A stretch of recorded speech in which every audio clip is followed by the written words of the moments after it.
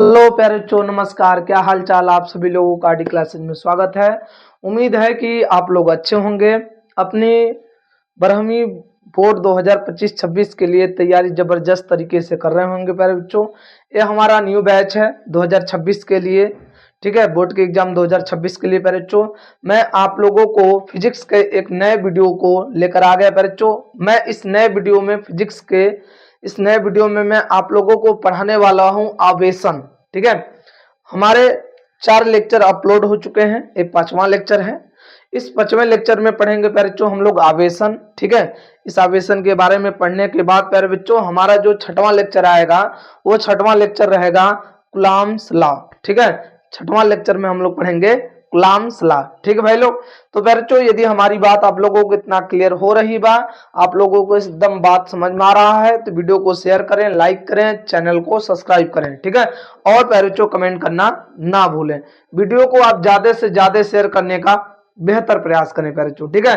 तो चलिए आगे मैं क्लास को कंटिन्यू करता हूं। आप लोग बस वीडियो को फटाफट देखते जाएं और अपना फेयर बनाते जाएं, क्योंकि हमारा वीडियो ज्यादा लॉन्ग नहीं रहेगा, जिससे आपको फेयर बनाने में ज्यादा दिक्कत ना हो, ठीक है। तो चलिए प्यारे बच्चों ध्यान दीजिए। आवेशन क्या है पहले तो हमें जानना है। देख लीजिए, आवेशन क्या है, मतलब किसी वस्तु को आवेशित करने की प्रक्रिया को आवेशन कहते हैं, ठीक है। किसी वस्तु को आवेशित करने की प्रक्रिया को आवेशन कहते हैं। ये आवेशन कितने प्रकार के होते हैं भाई लोग, ध्यान दीजिए। आवेशन के प्रकार, आवेशन निम्न 2 प्रकार के होते हैं। कौन कौन? पहला है संपर्क द्वारा आवेशन, दूसरा है प्रेरण द्वारा आवेशन। मतलब संपर्क का मतलब जब दो वस्तुओं को आप मतलब कि वस्तुओं को आपस में टच करने पर, छूने पर जो आवेश बनता है उसे आवेशन द्वारा, संपर्क द्वारा आवेशन कहते हैं।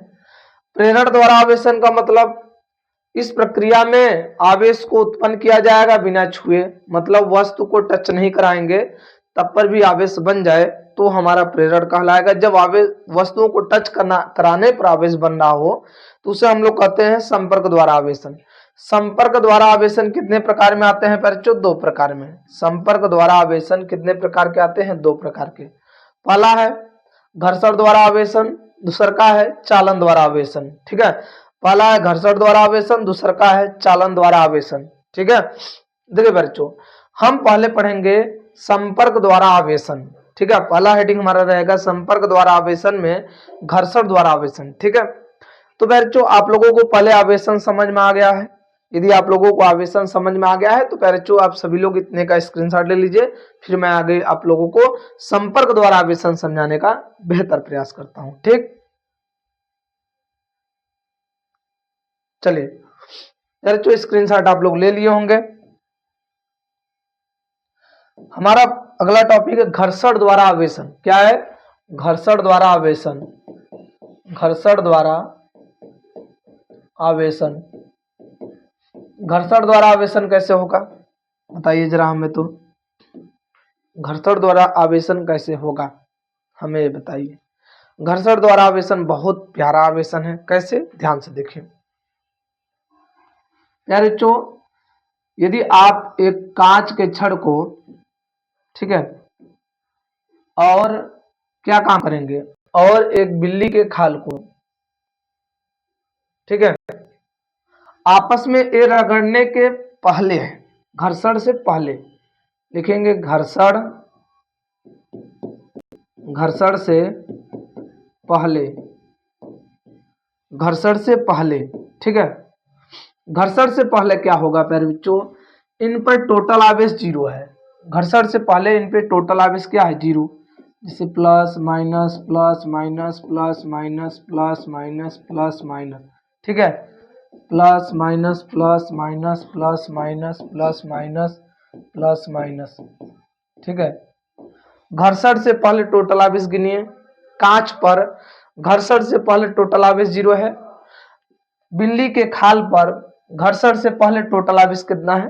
0 है, ठीक है। एक कांच है, कांच का छड़ है, ठीक है, छड़ है, और एक क्या है? बिल्ली की खाल है,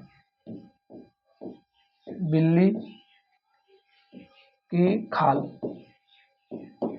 खाल, ठीक है बच्चों। देखिए रगड़ने से पहले जब दोनों को आपस में रगड़ा नहीं गया है, जब टच नहीं कराया गया है, तो उससे पहले टोटल दोनों पर आवेश जीरो, इस पे भी और इस पे भी। अब एक बात बताइए, जब इनको घर्षण करा देंगे, एक दूसरे को रगड़ देंगे, टच करा देंगे, तो रगड़ने पर क्या होगा, ध्यान दीजिए। रगड़ने के बाद लिखेंगे घर्षण, घर्षण के बाद। फिर जो घर्षण के बाद क्या हो रहा बा, घर्षण के बाद आप ध्यान देंगे अच्छे से, ठीक है, अच्छे से यदि आप घर्षण के बाद ध्यान देंगे,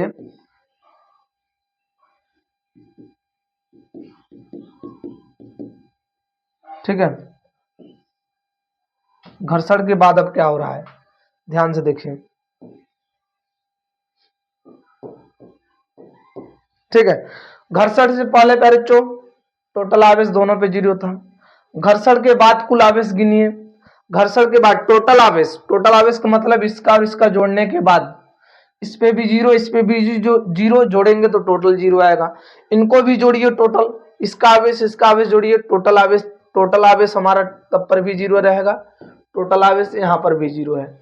घर्षण से पहले टोटल आवेश जीरो है, घर्षण के बाद भी टोटल आवेश जीरो है, अर्थात ये आवेश संरक्षण के नियम का पालन हो रहा है। आप ध्यान देंगे बच्चों, यहाँ पर एक चीज ध्यान देंगे आप, क्या ध्यान देंगे आप लोग, ध्यान से देखेंगे तो कुछ बातें आपको जरूर क्लियर हो रही होंगी। क्या हो रही हैं मैं बता रहा हूं, ठीक है, ध्यान दीजिए। आप बच्चों एक चीज ध्यान देंगे कि घर्षण से पहले ए भी उदासीन है, ए भी उदासीन है, ठीक है। घर्षण से पहले इस पे कांच पर भी आवेश जीरो है, बिल्ली के खाल पर भी आवेश जीरो है। घर्षण के बाद कांच पर आवेश जीरो नहीं है और बिल्ली के खाल पर भी आवेश जीरो नहीं है। क्यों? क्योंकि घर्षण के बाद कांच का जो छड़ है उस पर केवल प्लस है और बिल्ली के खाल जो है उस पर केवल माइनस है। बताइए कि जब दो वस्तुओं को आपस में रगड़ा जाता है तो वस्तुओं को आपस में रगड़ने पर एक वस्तु धनावेश हो जाती है और एक वस्तु ऋणावेश हो जाती है, ठीक है।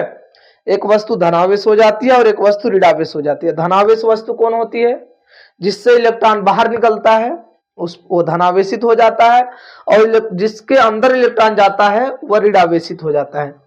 मतलब जब कांच और बिल्ली के खाल को आपस में रगड़ा गया है तो देखा गया कि कांच से इलेक्ट्रॉन निकलकर बिल्ली के खाल में जाने लगा।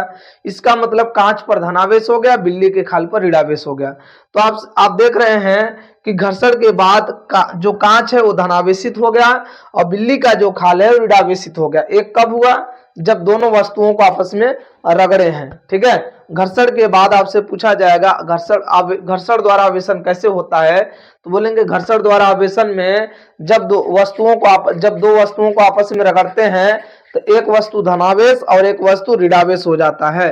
जिस वस्तु से इलेक्ट्रॉन बाहर निकलते हैं उस पर धनावेश और जिस वस्तु के अंदर इलेक्ट्रॉन जाते हैं उस पर ऋणावेश हो जाता है, ठीक है। तो आप लोग इसका स्क्रीनशॉट ले लीजिए, ठीक है। यदि आप लोग इसका स्क्रीनशॉट ले लिए हैं प्यारे बच्चों तो ध्यान दीजिए, अब थोड़ी सी बातें ध्यान दीजिए। क्या है घर्षण द्वारा आवेशन के बारे में, जब एक वस्तु को दूसरी वस्तु के साथ रगड़ा जाता है, यहां पर लिखा जाएगा, ठीक है, रगड़ा जाता है, रगड़ा जाता है, ठीक है भाई लोग, रगड़ा जाता है तब एक वस्तु दूसरी वस्तु में इलेक्ट्रॉन, एक वस्तु दूसरे वस्तु में क्या करता है, इलेक्ट्रॉन का स्थानांतरण होता है। तो एक वस्तु से दूसरे वस्तु में इलेक्ट्रॉन का स्थानांतरण होता है, मतलब इलेक्ट्रॉन जाता है, स्थानांतरण होता है। जो वस्तु इलेक्ट्रॉन को ग्रहण करती है उस पर ऋणावेश, वह ऋणावेशित हो जाती है, तथा जिस वस्तु से इलेक्ट्रॉन निकलते हैं वह धनावेशित हो जाता है। यही तो बताया मैं कि जब एक वस्तु को दूसरी वस्तु से रगड़ा जाता है तो इलेक्ट्रॉनों का स्थानांतरण होता है।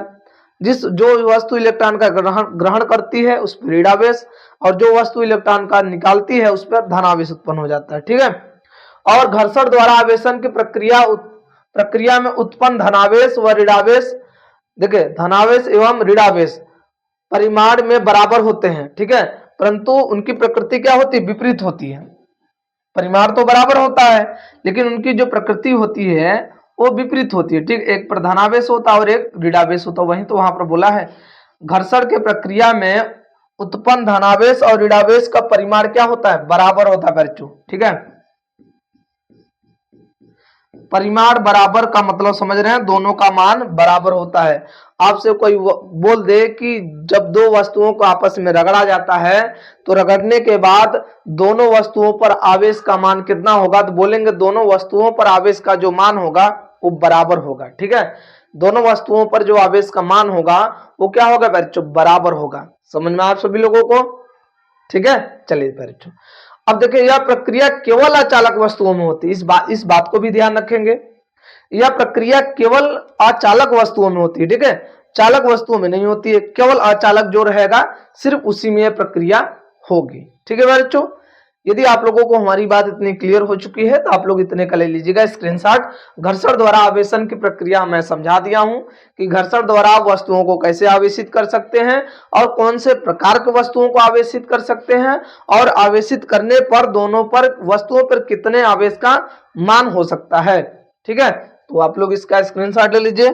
बहुत अच्छी बात है, बहुत ही हैंडसम सी बात है प्यारे बच्चों।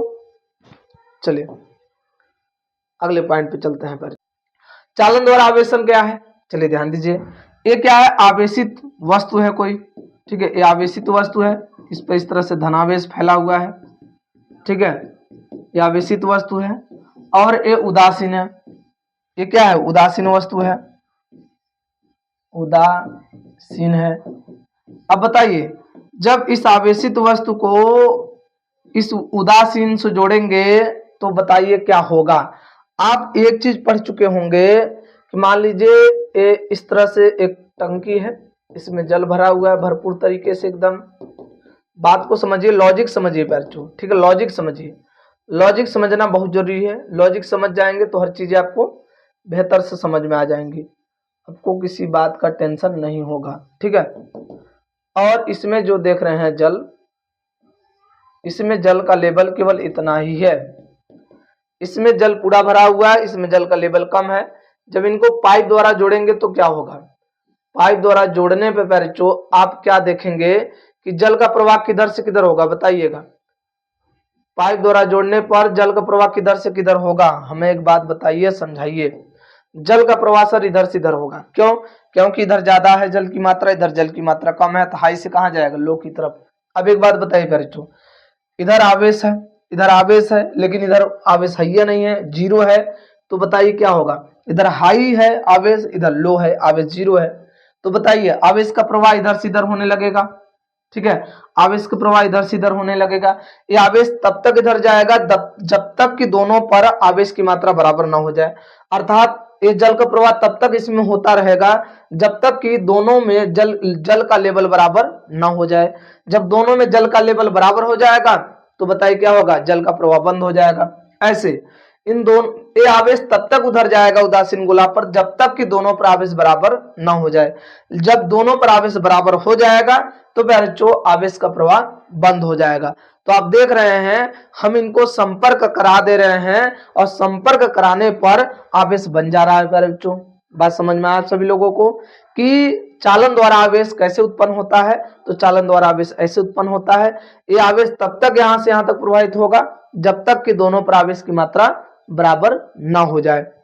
जब दोनों पर आवेश की मात्रा बराबर हो जाएगा तो प्यारे बच्चों चाल मतलब कि ये आवेश का प्रवाह यहां से यहां तक आना बंद हो जाएगा। ठीक है, तो आपसे पूछा जाएगा चालन द्वारा आवेशन कैसे होगा, तो बोलेंगे जब एक आवेशित वस्तु को उदासीन वस्तु से किसी चालक तार द्वारा जोड़ा जाता है तो आवेश आवेश आवेशित वस्तु से, देखिए आवेश आवेशित वस्तु से उदासीन वस्तु को स्थानांतरित होता है। इस प्रक्रिया को चालन द्वारा आवेशन कहते हैं।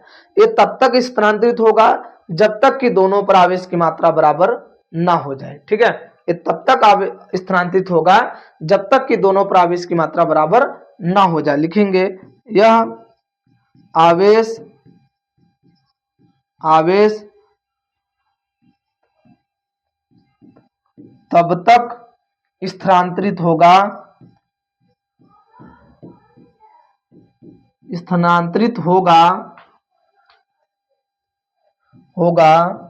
होगा जब तक कि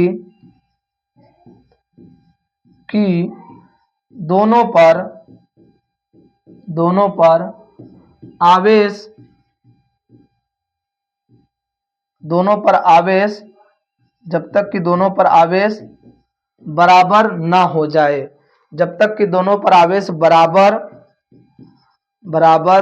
ना हो जाए, ठीक है, जब तक कि दोनों पर आवेश बराबर ना हो जाए।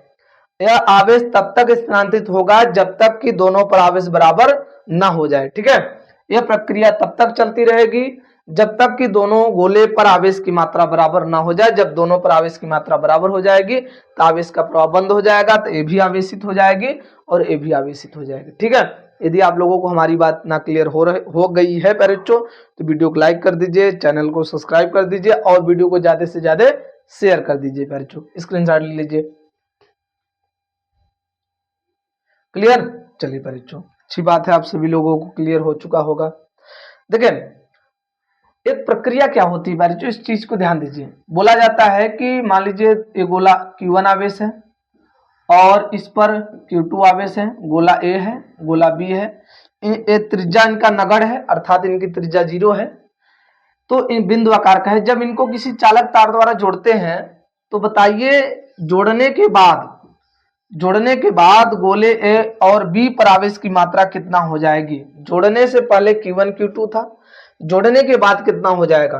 तो जोड़ने के बाद आपको पता है कि आवेश की मात्रा तो बदल ही जाएगी, क्योंकि जोड़ने के बाद आवेश हाई से लो की तरफ जाने लगेगा। तो आवेश की मात्रा तब तक, जब तक दोनों पर बराबर ना हो जाए तब तक प्रवाहित होगी, ठीक है। तो बताइए जोड़ने के बाद, देखिए जब इन दोनों को आपस में जोड़ा गया, पहले दोनों Q1 Q2 आवेश था, ठीक है, जब इन दोनों को आपस में जोड़ दिया गया तो बताइए इनको जोड़ने के बाद इस पर कितना आवेश होगा। Q1 डैश कितना होगा और Q2 डैश कितना होगा। तो जो Q1 डैश होगा Q1 प्लस Q2 बटे में 2, अब Q2 डैश भी उतना ही होगा Q1 प्लस Q2 बटे में 2, क्योंकि जोड़ने के बाद दोनों पर आवेश की मात्रा क्या हो जाती है, बराबर हो जाती है। जोड़ने के बाद दोनों पर आवेश की मात्रा क्या हो जाती है, बराबर। जैसे मान लीजिए एक गोला ए है, एक गोला बी है, इस पे 40 माइक्रोकुलाम का आवेश है, इस पे जो आप लोगों का मान लीजिए 80 माइक्रोकुलाम का आवेश है, ठीक है। अब इनको ए और बी गोले को किसी तार द्वारा जोड़ दिया गया है। फिर कह रहा है जोड़ने के बाद गोले ए और गोले बी पर आवेश की मात्रा कितनी होगी, Q1 डैश और Q2 डैश आप लोगों को बताना है। Q1 डैश और Q2 डैश आप लोगों को बताना है, ठीक है। तो एक बात दिमाग में रख लीजिए कि जोड़ने से पहले जो आवेश था, जोड़ने के बाद जो आवेश है वो बदल जाता है। जोड़ने के पहले जो भी आवेश हो उससे वो कितना था, वो जोड़ने के बाद जो आवेश है क्या दोनों बराबर होते हैं, नहीं। जोड़ने के पहले जो आवेश था कुछ अलग होगा, जोड़ने के बाद जो आवेश है वो कुछ अलग हो जाएगा, ठीक है। लेकिन जोड़ने के बाद, जोड़ने से पहले दोनों गोले पे आवेश अलग अलग रहेगा, लेकिन जोड़ने के पहले दोनों गोले पर आवेश की मात्रा अलग अलग रहेगी, लेकिन जोड़ने के बाद दोनों गोले पर आवेश की मात्रा सेम हो जाएगी, ठीक है। तो इस चीज को लिख लीजिएगा, समझ लीजिएगा, इस क्वेश्चन को हल करके कमेंट कर दीजिएगा, क्योंकि इस चीज को आप लिख लेंगे तो आप लोगों को न्यूमेरिकल में जरूर काम देगा, ठीक है बच्चों। तो आप लोग ले लीजिएगा इतने का स्क्रीनशॉट, बहुत अच्छी बात है, आप लोग स्क्रीनशॉट ले लिए होंगे बच्चों। चलिए एक हमारा लास्ट टॉपिक है प्रेरण द्वारा आवेश। प्रेरण द्वारा आवेश क्या है, वस्तु को बिना छुए आवेशित करने की प्रक्रिया को प्रेरण द्वारा आवेशन कहते हैं, ठीक है। प्रेरण द्वारा आवेशन में क्या होता है, वस्तु को बिना छुए आवेशित करने की प्रक्रिया को प्रेरण द्वारा आवेशन कहते हैं। जैसे आप लोगों को मैं एक छोटा सा एग्जांपल समझा रहा हूं, जैसे आपको ऐसा होता है कुछ चीजें, जैसे मैं आप लोग इमली का नाम ले लिया, लेकिन आपके इमली आपके पास है नहीं, आपके मुंह में है नहीं, लेकिन आपके मुंह में पानी आ जाता है। इसका मतलब क्या है कि प्रेरण हो गया वहां पर, उसका नाम लिए, उसको छुए नहीं, तब पर भी आपके अंदर वो प्रक्रिया होने लगी, उसका एहसास होने लगा। तो ऐसे प्रेरण द्वारा आवेश होता है, उस आवेश टच नहीं करता लेकिन उस पर आवेश उत्पन्न हो जाता है। जैसे कहते हैं किसी से प्रेरणा मिलना, किसी से प्रेरणा मिलना, आप उनसे प्रेरित हो जाते हैं, वो अच्छा काम कर रहे हैं तो आप उनसे प्रेरित होकर आप भी अच्छा काम करने का प्रयास कर रहे हैं। इसका मतलब आप प्रेरण द्वारा आवेशित हो रहे हैं, ठीक है। जैसे मैं एक छोटा सा एग्जांपल समझाऊं, ध्यान से देखिए आप इस एग्जांपल को, प्रेरण द्वारा आवेशन को। यहाँ पर नहीं, मैं इस पेज को नेक्स्ट पेज पर समझा रहा हूँ, ठीक है, जिससे आपको अच्छे से समझ में आ जाए। पहले आप लोग इतने का ले लीजिएगा स्क्रीनशॉट, ठीक है, प्रेरण द्वारा आवेशन क्या होता है, ठीक। चलिए बच्चों अब ध्यान दीजिएगा बच्चों, प्रेरण द्वारा आवेशन प्रेरक द्वारा आवेशन क्या होता है? ये चालक गोला है, ये चालक गोला, यहाँ अचालक स्टैंड है पहले तो, अचालक स्टैंड, अचालक स्टैंड अचालक का बना हुआ है, ठीक है। Minus plus minus plus minus plus minus minus, फिर प्लस माइनस होगा, फिर प्लस होगा, माइनस होगा, प्लस होगा, माइनस होगा, प्लस होगा। थोड़ी सी कहीं मिस्टेक हो गई क्या? माइनस प्लस माइनस, देख लीजिए, गिन लीजिए, 1 2 2 4 2 6 2 8 2 10 2 12 2 14 2 16। कहीं मिस्टेक है क्या? 1 2, हाँ यहाँ मिस्टेक है, तभी तो मैं कह रहा हूँ प्लस माइनस, ठीक है। हो जाएगा 2, यहाँ पर 2 2 4 2 6 2 8 2 10 2 12 2 14 2 16 2 18, ठीक। अब यार जो हम यहाँ पर किसी धनावेशित कांच के छड़ को इसके पास लेकर गए हैं, टच कराए हुए हैं क्या? नहीं, धनावेशित कांच का छड़ है, इस पे पहले से चार्ज है और ये उदासीन गोला है। कोई उदासीन का मतलब समझते हैं? उदासीन का अर्थ होता है कि पहले जो उस गोले पर धनावेश अर्थात उस वस्तु पर धनावेश और ऋणावेश दोनों की मात्राएं सेम हो जाती है, उसे उदासीन कहते हैं। जब हम इस कांच के छड़ को इस उदासीन गोले के पास लेकर गए हैं तो कांच का छड़ धनावेशित है। जब कांच का छड़ धनावेशित है तो आवेश का गुण होता है कि वह धनावेश है तो ऋणावेश को अपनी तरफ खींचेगा। ये आवेश की क्वालिटी होती है, ठीक है। ये आवेश की क्या होती है? क्वालिटी होती है। तो ये जो धनावेश है, ये धनावेश इस उदासीन गोले के अंदर से अपनी तरफ किसको खींचेगा? ऋणावेश को। जब अपनी तरफ ऋणावेश को खींचेगा बच्चों, तो आप एक चीज जिक्र करेंगे, आप एक चीज समझेंगे कि यहाँ पर देखिए ये जो कांच का छड़ है, ठीक है, ये जो कांच का छड़ है इसको ध्यान दीजिएगा, कांच के छड़ को बेहतरीन तरीके से। ये जो कांच का छड़ है अपनी तरफ किसको खींच लेगा? आवेश की क्वालिटी होती है, अपनी तरफ इस गोले के अंदर के जितने भी माइनस है वो अपनी तरफ कर लेगा, ठीक है। 1 2 3 4 5 6 7 8, ठीक है। कितने माइनस हैं देख लीजिए, 1 2 3 4 5 6 7 8 9, 1 2 2 4 2 6 2 8 1 9। देखिए सब ये जो कांच का छड़ है वो धनावेशित है, तो इस उदासीन गोले के अंदर से जितने भी माइनस थे सभी को अपनी तरफ खींच लेगा, क्योंकि आवेश की क्वालिटी है। और ये प्लस है, प्लस को क्या कर देगा? प्रतिकर्षित, विपरीत चिन्ह को आकर्षित करेगा और सेम चिन्ह को प्रतिकर्षित करेगा। तो जो कांच का छड़ है वो धनावेशित है, तो इस गोले के अंदर के ऋणावेश को और ऋणावेश को आकर्षित कर लेगा और धनावेश को प्रतिकर्षित करेगा। तो देखिए धनावेश को इधर भेज दिया, सभी धनावेश इधर आ गए प्यारे बच्चों। 2 2 4 2 2 4 2 6 8 9, देखिए सभी धनावेश इधर आ गए प्रतिकर्षित होकर। अब होगा क्या? अब यही होगा बच्चों कि इस धनावेश, ठीक है, इस गोले को हम इस धनावेश को, अभी भी इस गोले पर आवेश 0, क्यों? भले से आवेश का बंटवारा हो गया, एक साइड पूरा धनावेश और एक साइड पूरा ऋणावेश हो गया, लेकिन टोटल इस गोले पर आवेश तब पर भी 0 है, ठीक है मेरे बच्चों। अब ध्यान दीजिए, अब क्या होगा? इस धनावेशित कांच के छड़ को, ठीक है, धनावेशित कांच के छड़ को, धनावेशित कांच के छड़ को ऐसे ही रखेंगे, हटाएंगे नहीं, क्योंकि जैसे ही आप धनावेशित कांच के छड़ को हटाएंगे ये प्लस माइनस फिर आपस में मिल जाएंगे। अब क्या काम करेंगे बच्चों? 1 2 3 4 5 6 7 8 9, ठीक है। अब बताइए उसके बाद धनावेश है 1 2 3 4 5 6 7 8 9। अब क्या काम करेंगे? हम इसको कनेक्ट करा देंगे पृथ्वी से, और पृथ्वी ऋणावेशित है, क्योंकि पृथ्वी के पास क्या रहते हैं? तो इलेक्ट्रॉन रहते हैं। पृथ्वी के पास क्या रहते हैं? इलेक्ट्रॉन। और इलेक्ट्रॉन करता क्या है? जैसे ही प्लस को इलेक्ट्रॉन देखेगा तुरंत इस पृथ्वी के अंदर से इलेक्ट्रॉन ऊपर जाने लगेगा, ठीक है, क्योंकि इलेक्ट्रॉन जैसे ही इस प्लस को देखा तुरंत पृथ्वी के अंदर से इलेक्ट्रॉन इधर जाने लगेगा, और जितने प्लस हैं उतने यहां से इलेक्ट्रॉन निकल कर, भाई संगत में तो जाएंगे, संगत का मतलब एक धनावेश हुआ तो एक का इलेक्ट्रॉन जाएगा, तो यहाँ पर जितने भी प्लस हैं प्यारे बच्चों, सभी के पास इलेक्ट्रॉन जाकर उसको उदासीन कर देगा, अर्थात उसे जीरो कर देगा।